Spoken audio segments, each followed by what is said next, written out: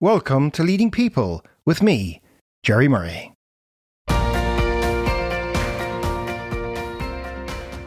This is the podcast for HR leaders, L&D professionals and senior leaders who want to bring out the best in themselves and the people around them. Every other week, I sit down with leading authors, researchers and practitioners for deep, honest conversations about what great leadership actually looks like in practice, and how your own mindset, behaviour and presence shape everything around you. If you want thinking that challenges you, tools you can use, and conversations worth returning to, you're in the right place.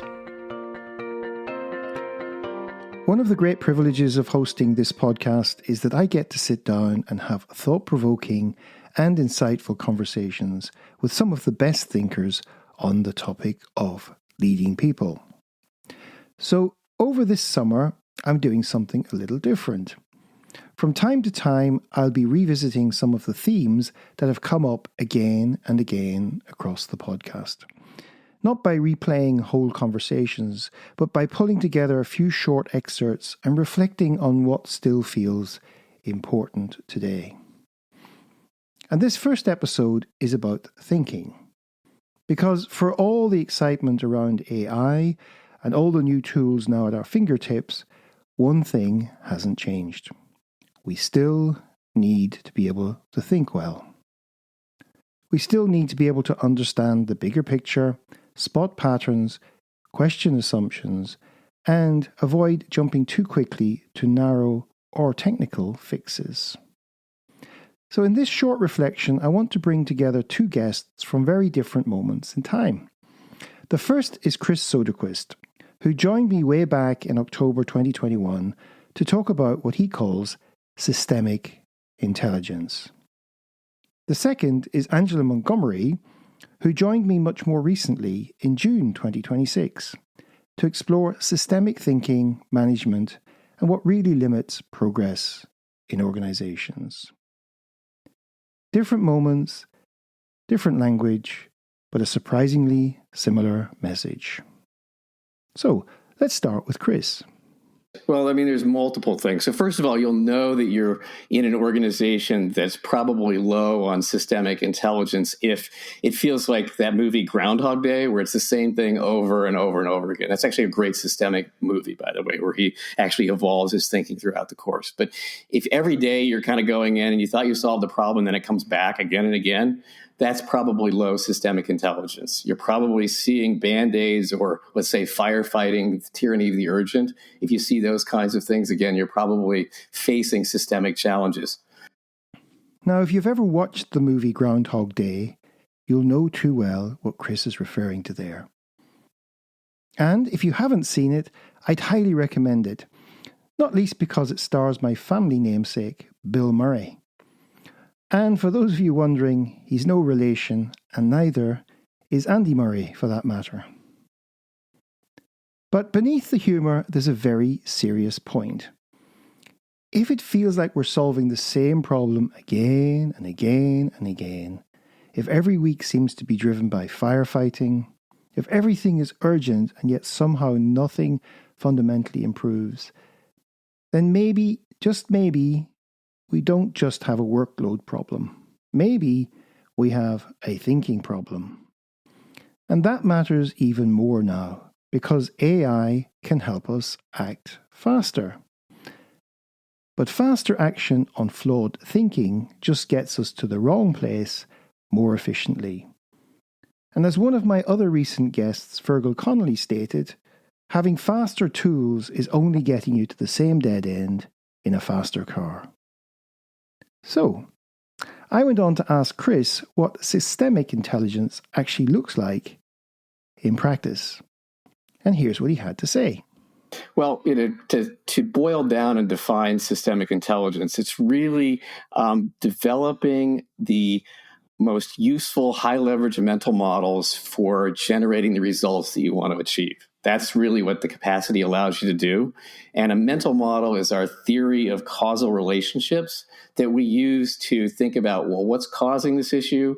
Where are there solutions for it? And how might I implement them?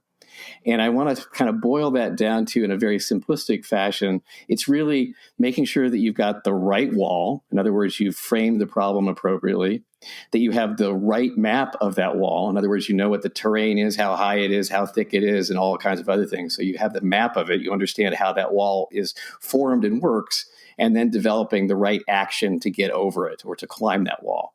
So it's really the right, the right wall, the right map, and then the right action. And really having the skills and capacities to do each of those things is what systemic intelligence allows you to do. And often in framing what's the right wall, we typically fall prey to events. What's the current event in the here and now? What's happening in front of my face? What's happening in my part of the organization? Rather than thinking about what's been happening in the organization over time, and how has that been relations between marketing and sales, production, supply chain management, the financial and the accounting departments, how are those all working together over time? So really that's the getting the frame and making sure that you're expanding the boundaries right. I really like Chris's phrase there, the right wall, the right map, and the right action. Because one of the big risks in any period of rapid change is that we become a bit too obsessed with action. We want movement, we want solutions, we want visible progress. But if we haven't really understood the system we're operating in, we can end up doing a very good job of solving the wrong problem. And that brings me to Angela Montgomery. Because Angela approaches this from a slightly different angle, but one that connects beautifully with what Chris was saying. The fact is, Gerry, that today we live in a world of complexity. What does that mean? Not just that things are complicated. Scientifically, it means that we live within a level of interdependencies that has never existed before. And we experience that in our everyday life. So we are all interconnected. And we live it through the internet, we live it through international trade, we live it through, sadly, international conflict. All these things demonstrate to us on a daily basis how interconnected we now are. That was not the case 100 years ago. And yet, so many organizations are still organized and they're still managing themselves as if they were 100 years ago. So we still have so often the top-down hierarchy, the company divided up into business functions, which inevitably leads to silos. But the intrinsic nature of work in any organization is a flow. So if you introduce business functions, if you have silos, that flow just keeps getting interrupted. And the performance of the whole organization is suboptimized. What I find so striking in Angela's reflection is this idea that the world has changed faster than many of our management habits have. We live in a world of complexity and interdependence, and yet many organizations are still being managed through silos, fragmentation, and old assumptions about control. So, in that kind of environment, the questions become, what happens if we simply layer technology on top of outdated thinking? Or what happens if we speed up execution without improving the quality of thought behind it? Angela had a very direct answer to that.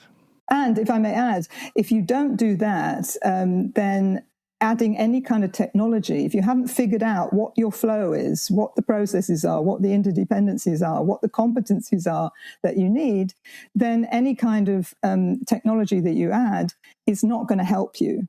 You don't want to automate things which are not working, right? And for me, that's the heart of it. In a world of AI, the real issue is not just whether the tools are getting more capable, it's whether we are continuing to develop the quality of our own thinking. Chris Soderquist reminded us that repeated problems often point to repeated patterns of thought. And Angela Montgomery reminded us that complexity, flow, interdependence, and assumptions matter more than ever. So perhaps one of the most important leadership questions right now is not just what can AI do for us? It may also be, are we still doing the underlying thinking that only we as humans can do well? Chris Soderquist and Angela Montgomery are just two of the many thoughtful guests I've had on Leading People since January 2021. And one of the things I'm reminded of when I revisit these conversations is just how relevant they still are. So if this theme resonated with you, you can think of the Leading People podcast as a growing learning library, one you can dip back into whenever you need a fresh perspective. And if you'd like to go further, you'll find this and many other Leading People resources inside the Leading People community. There's a link in the show notes. And that's it for this episode of Leading People. If you're new here and enjoyed today's conversation, I'd love it if you subscribed. It's the best way to make sure you never miss an episode. And if you're a regular listener, the best recommendation is always a personal one. So, if this episode made an impact on you, please share it with a friend or colleague. It might just be the best thing they listen to this week. Until next time.